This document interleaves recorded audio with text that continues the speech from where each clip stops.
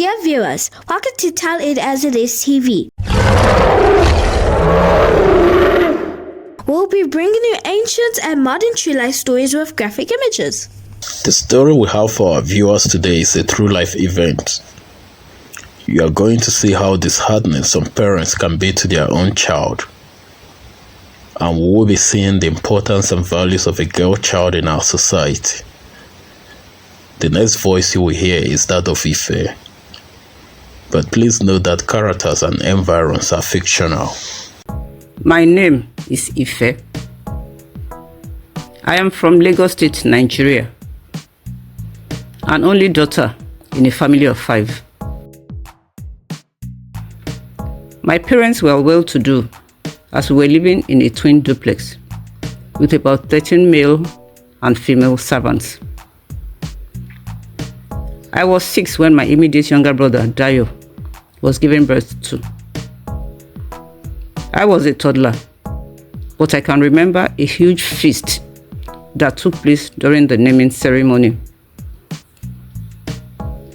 And when Tosin was born 4 years later, 2 live bands were invited as a legendary Fuji musician performed live. I was 10 then. I remembered vividly.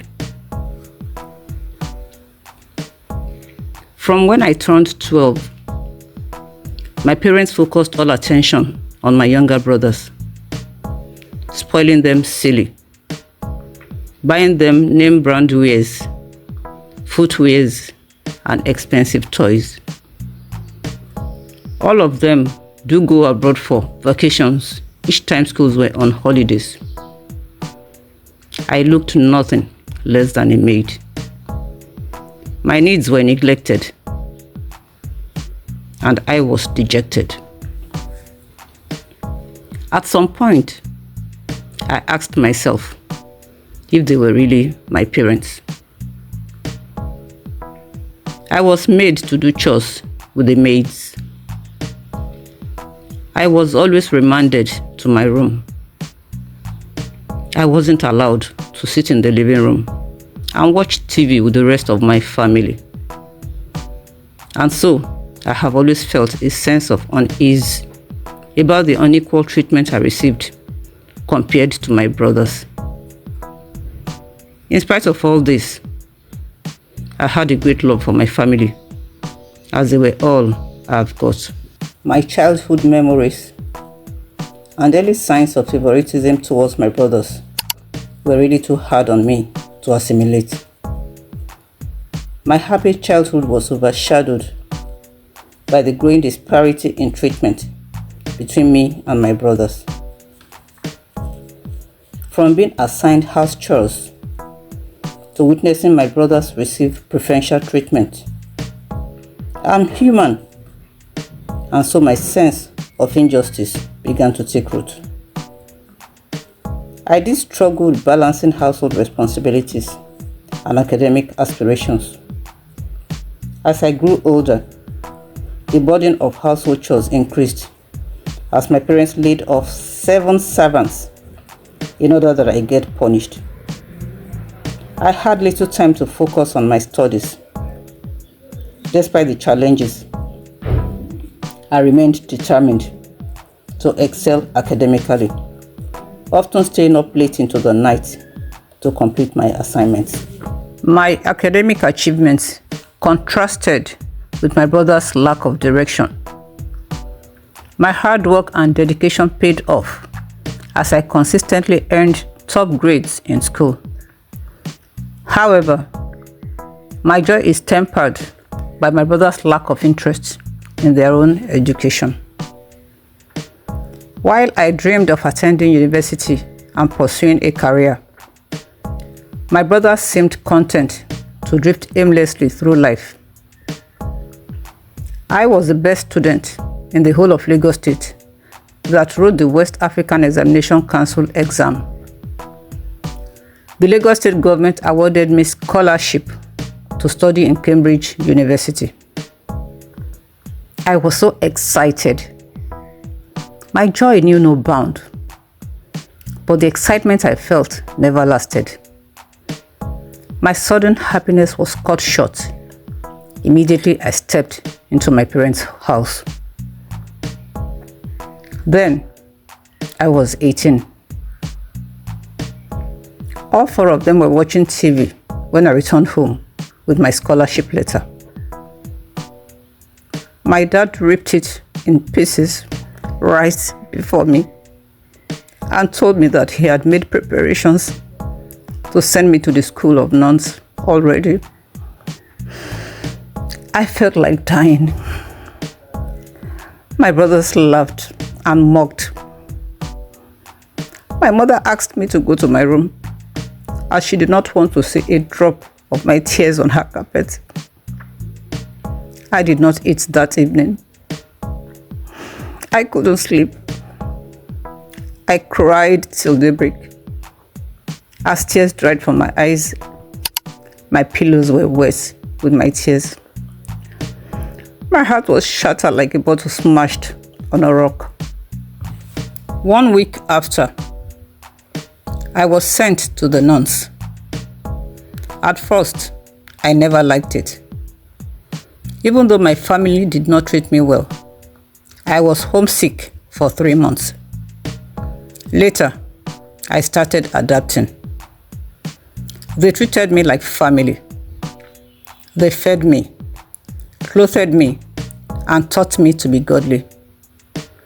After a year, I told my Reverend Mother Augusta my aspirations and intentions to further my education to a higher level. She promised to fulfill my wish, only on one condition. My heart skipped a bit. I was a bit worried, as I was curious about what the condition might possibly be. And then she broke the silence. It wasn't anything difficult to do. She asked me to promise her that I must always put God first in my life and never to backslide. And I made her a promise that I'll try my best to put God first in all I do. That promise was not easy to keep, as my classmates and friends will go clubbing, partying, and having all kinds of fun. I also encountered obstacles and setbacks like guys and lecturers making sexual advances at me. But I refused to let them deter me from my goals. I managed to stay focused all through my years in the University of Lagos.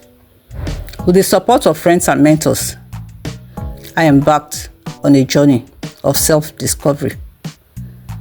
I explored my passions and aspirations, discovering hidden talents and strengths I never knew I possessed. Along the way, I learned to embrace my identity as a strong, independent woman with the power to shape her own destiny.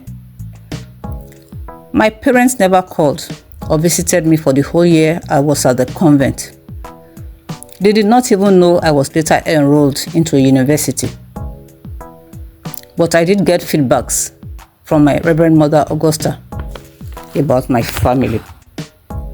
Graciously, I graduated as the best student in the Faculty of Law that very year. It was my biggest achievement in life. My graduation arrived, marking a significant milestone in my life.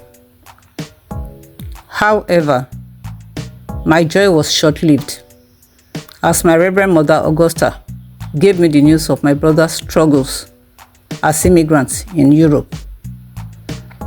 Dayo and Tosin faced unimaginable hardships, highlighting the divergent paths their lives had taken. My parents sent them abroad to further their education, but they only went there to waste my parents' money and waste their own time. They got into abuse of drugs and women and became asylum seekers as they lived in refugee homes. Even my parents' businesses collapsed. My dad took a huge sum of money as loan from banks and invested in some businesses, not knowing that he was dealing with fraudsters. He was defrauded to the tune of 400 million naira. Then the bank seized all his assets. He went into coma and had a stroke thereafter. My parents lost everything and moved into a mini flat. I was called into the Nigerian bar a year after. With my mother Augusta's help, I got employed almost immediately as a company lawyer by one of the A-list oil companies at Port Harcourt. My parents realized their mistakes and asked Mother Augusta to plead on their behalf. Faced with their own mortality, they began to reflect on their past actions, the negative impact, and the seed of discord they have sown in me. Overwhelmed with guilt, they reached out, seeking forgiveness for the years of maltreatment and neglect. My internal conflict and journey towards forgiveness was intriguing. My emotions were in turmoil as I grappled with my parents' plea for forgiveness. Anger, resentment, and hurt vie for dominance within me, making it difficult for me to find peace. Mother Augusta played a pivotal role during my reconciliation with my parents and healing process. She told me how my parents made donations to various orphanages and placed a lot of people on scholarship, and yet none came to their rescue during these trying times. She ended by reminding me that to err is human, while to forgive is divine. Through introspection and soul searching, I began to consider the possibility of forgiveness as a means of freeing myself from the chains of the past. In a heart-wrenching confrontation, I confronted my parents about the pains they caused me. Through tears and raw emotions, I expressed my hurt and anger, but also my willingness to forgive. In a moment of profound catharsis, I and my parents embraced. Our bond strengthened by the power of forgiveness. With the help of my company, I was able to bring my brothers back home. I reflected on the incredible journey I have been on. Through hardship and adversity, I emerged stronger and more resilient than ever before. With my family by my side, I look to the future with hope and optimism, knowing that whatever challenges may come my way, I have the strength to overcome them. This story is a journey of my self-discovery and empowerment. I think my parents named me rightly, and my name fought for me. Ifeoluwa, the love of God. Family is everything. A female child is as good as a male child.